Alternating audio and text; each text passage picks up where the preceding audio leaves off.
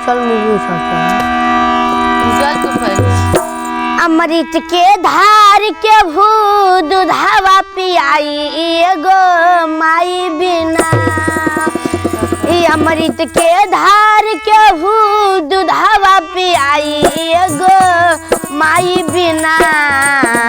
आज कैसे कारे जावा जुड़ाई भाई एगो माई बिना।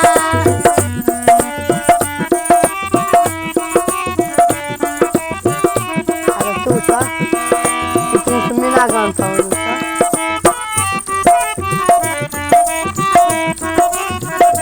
काय बोलू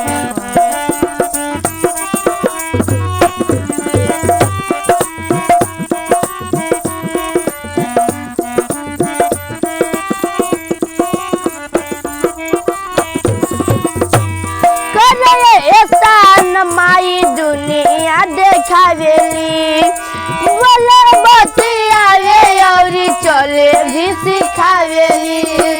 मिल जलायन धन मिली सुख पूरा माई के दुलार बिना सब कुछ अधूरा। अचरा ओढ़ा के केहू दूधावा पियाई एगो माई बिना। कैसे कार्य जावा जुड़ाई भाई एगो माई बिना। कैसे करे जावा जुड़ाई भाई एगो माई बिना।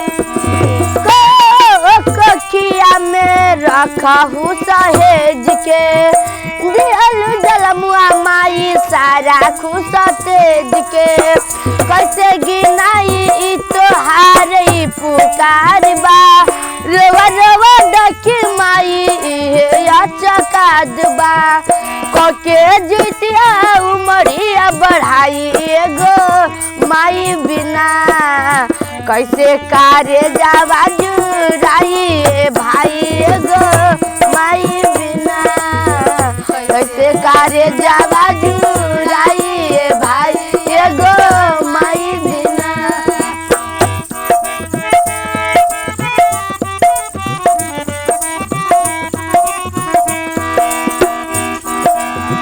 अमृत के धार के दूध धर्म पियाई एगो माई बिना। कैसे कार्य जावा जुड़ाई भाई एगो